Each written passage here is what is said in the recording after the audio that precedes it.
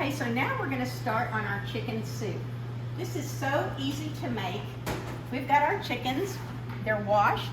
Be sure that you take out any insides. There might be a neck inside. There might be some gizzards. You never know, but just make sure that they're cleaned and the cavity is empty. So we're going to put our chickens in the pot. There are 3 of them. They weigh about 5 pounds each.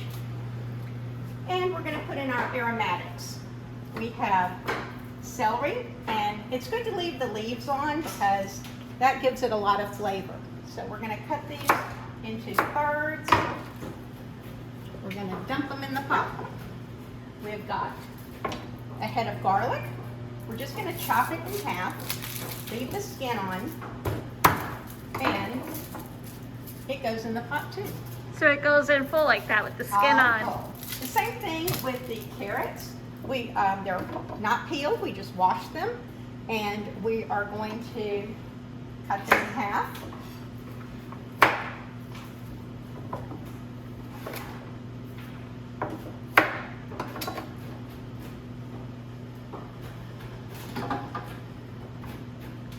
Next, we're going to add our onions. We've got 3 large yellow onions, and I am going to cut them in quarters. What's the trick not to cry when you're cutting onions? Well, these are still have the skin on, so I think that helps a lot. You don't have all that liquid coming out like when you peel them.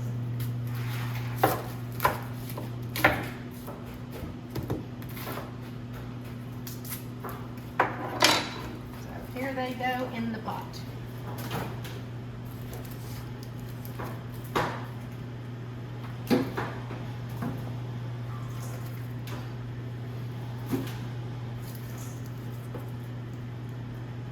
Now we're going to take our herbs. We are going to take about 15 sprigs of fresh dill.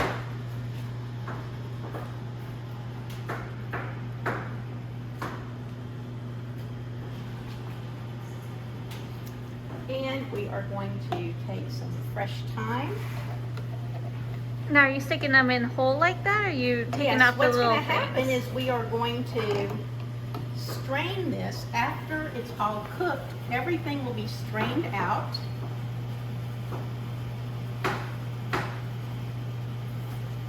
Oh, it smells so good in here.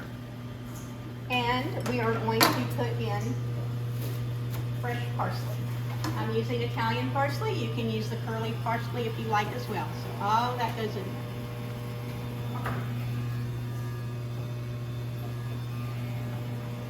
Okay. Now we're going to put in 7 quarts of water. So was there water in there beforehand or no? No, not at all. You want to add the water at the end so that it covers all of the chicken and all of the herbs. We're also going to add 2 tablespoons of salt and 2 teaspoons of peppercorns. Leave them whole just like that. Okay. And that is it. I'm going to give it a quick little stir.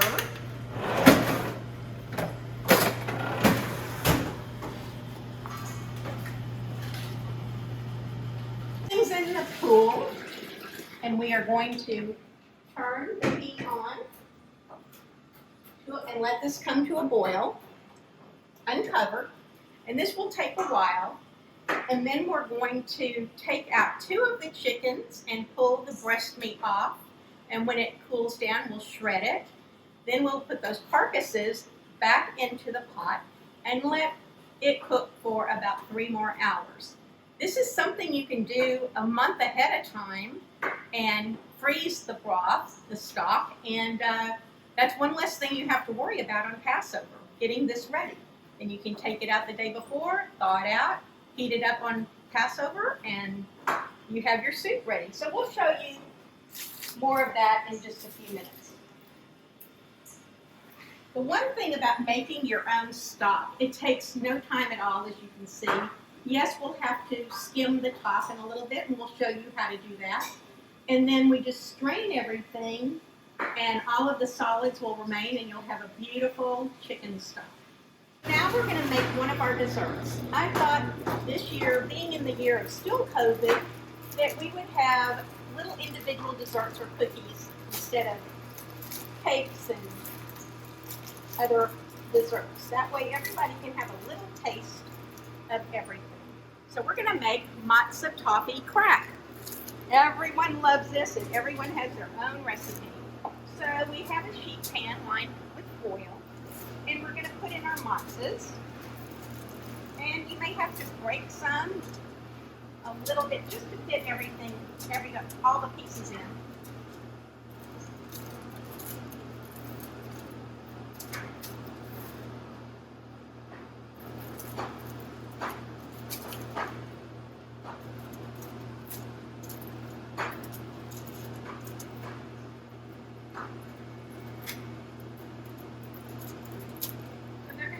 Like this on your sheet.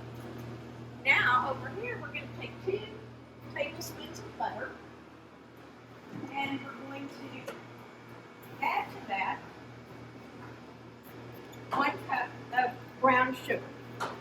You can use light brown sugar or the dark brown sugar. The dark brown sugar has a little bit more flavor. It has molasses in it, so it's a little darker and just a little bit richer, if you will. So we're going to take this mixture, just butter and brown sugar, and we'll let it come to a boil. It's going to be very syrupy. We're going to make sure that you stir it well.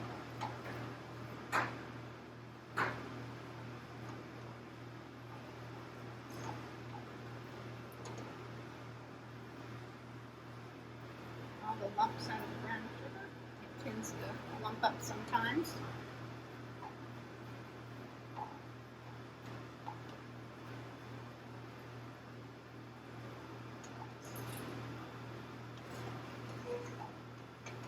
Now, do you want the butter to be fully melted? Yes, you want the butter to be fully melted, and it's going to come to a boil. And as it comes to a boil, it's going to get thicker. And it may separate. That's okay. You can just stir it together. And you can see it's kind of separating now. But as it starts boiling, you can watch the change of the butter and sugar. Is there a risk of it burning? Is it like chocolate or caramel or something that you could start burning it? Or is it just going to stay melted? It's going to stay melted, and what we're going to do is we're going to pour it onto our mozzas, put it in the oven for just a few minutes, and then we're going to put chocolate chips on top so that they can melt, and then we will put some toppings on there. I like to put toasted pecans and a little bit of salt. You can add other nuts if you'd like. You can also add things like dried cranberries or other dried fruit. Is very hot and it can burn you, so you want to be very careful when pouring.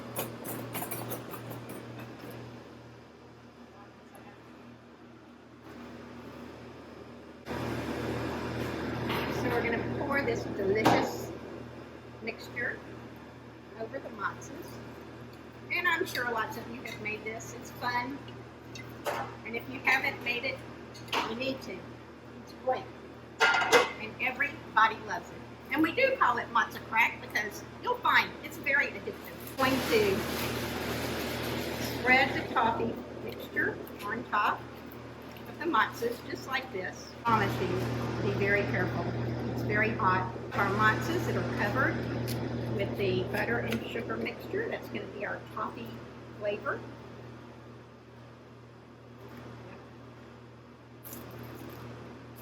I'm going to put it in the oven for about 8 minutes.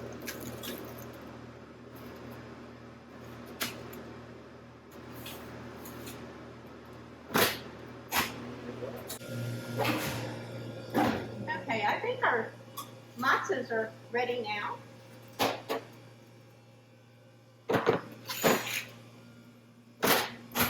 And we are going to sprinkle on a bag of semi-sweet chocolate chips.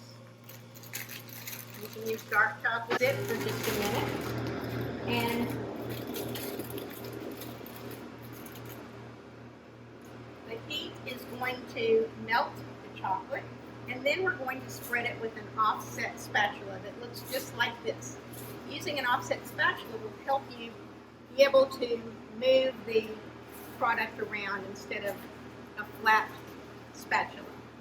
So we're going to let that sit for just a minute. You can see how some of the chips are melting already. So we want to let them just sit and do their thing, and then we will spread them out. Toffee with the chocolate, just smooth it out. You can see how it's melted.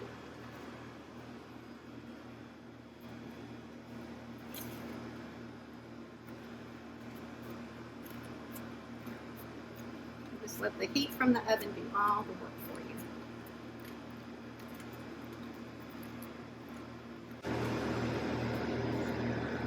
You could use a mixture of the dark chocolate and the semi-sweet chocolate too. You can pretty much do whatever you like.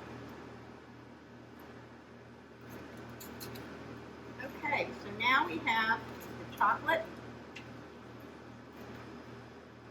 all over the toffee and the matzahs. And we are going to take toasted pecans and just sprinkle them on.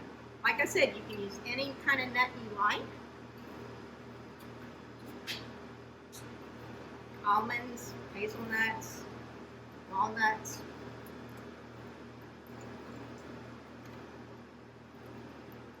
And I like to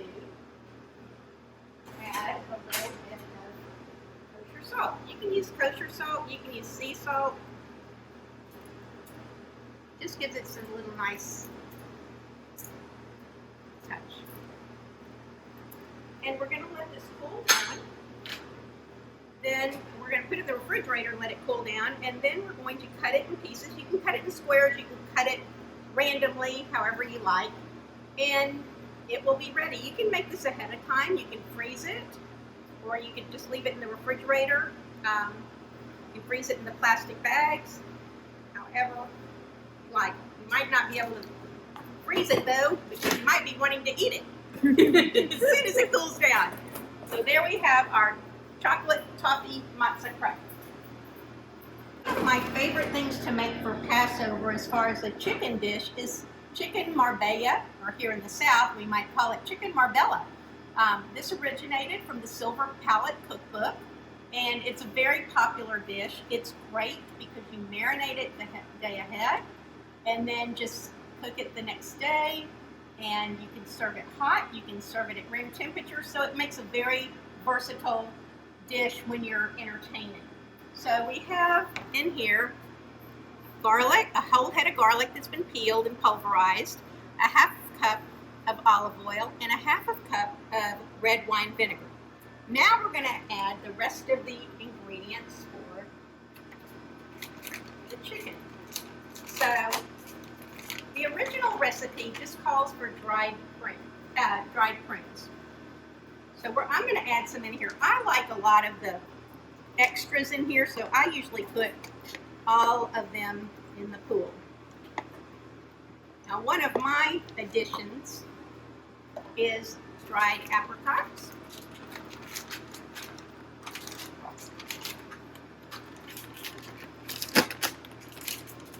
I'm going to add in some capers. I actually have 2 jars here. One I drained, and the other I've got the juice. We have a jar of olives that have been drained, and we're going to get those out of here. And I also like to add artichoke hearts. I just think it makes this dish taste so much better, and I love artichoke hearts. Okay. Now we're going to add in 6 bay leaves,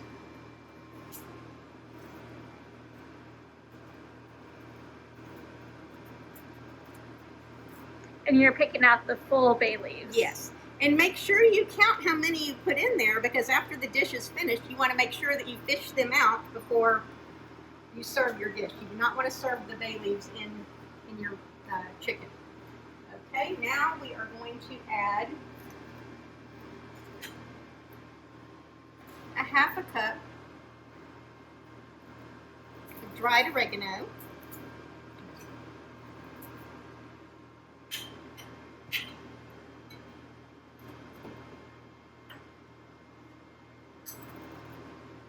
Two teaspoons of salt, and about a quarter to a half of a teaspoon of pepper.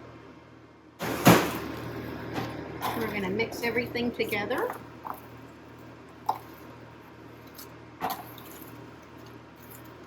And then we're going to add in our chicken. The original recipe calls for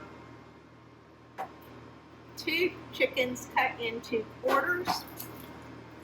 I am not a fan of whole chicken, so we're going to just put in chicken breasts.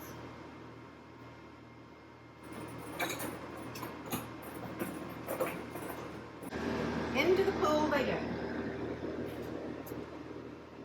I still have the same weight of the chicken that the whole chicken. I think we've got about 8 pounds of chicken breast here. We've trimmed most of the fat off of them.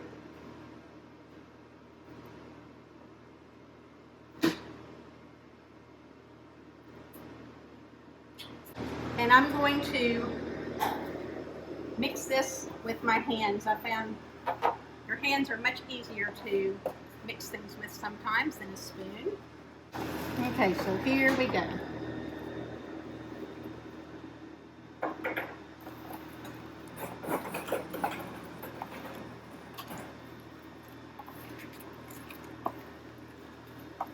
So everything is nice and coated with the olive oil, the red wine vinegar, the garlic, the oregano. It just smells so good in this kitchen. So we're going to cover this and we're going to let it sit overnight and absorb all those wonderful flavors. And then we will cook it the next day and it will be ready for service. So we're also going to have brisket with our Passover Seder meal. And I have an 8-pound brisket. We've trimmed some of the fat. You want to leave some of the fat on so it gives it some flavor, and it also helps baste itself. I have a mixture here of a tablespoon of black pepper and a tablespoon of celery salt and 3 tablespoons of regular salt, kosher salt. So we are going to just rub this on both sides of the brisket.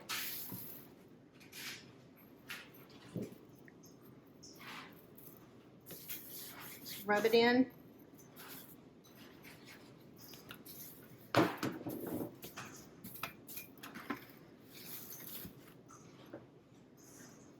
So you use all of that mixture? The whole mixture. And we pat it in. Now we're just going to cover it with plastic wrap and put it in the refrigerator to sit overnight. It will absorb the flavors of the celery salt and the salt and pepper, and we will be ready to cook this tomorrow. Now, do you cover it with the pan, or do you just cover the meat like itself? You can cover the whole pan and just make sure it's tight so that no air gets into it. So tomorrow we're going to braise it, and we'll talk about that when we finish the process of cooking the brisket. So we've removed 2 of the whole chickens from the pot, and we are going to carefully remove the breast meat from 2 of them. I'm using 2 forks so we can shred it. And then as soon as we do this, we're going to put the chicken carcasses back into the pot, and we're going to simmer this for 3 more hours to get all those flavors together. So we're going to put the carcass back in. There's 1, That one actually came apart. So here's the other half of the chicken, and it's going to go back in the pot.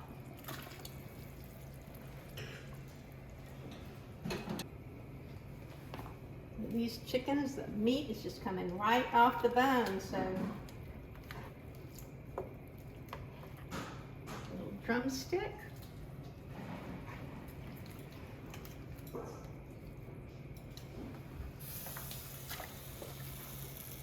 And all that chicken fat, the skin is going to make this just taste so delicious. And of course, we will skim off all of the fat when we get to the end of our soup making.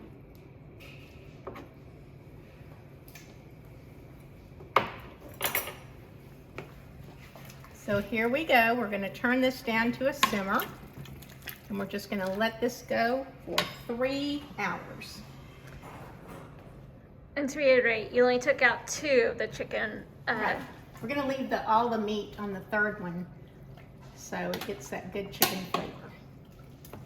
This 2 breast meat that we cut off and we're going to shred, you can put that into your soup if you like. Some people like to have chicken in their matzo ball soup, and other people just like to have it with some vegetables. So it's your liking. We'll shred this and we will put it in our soup tomorrow.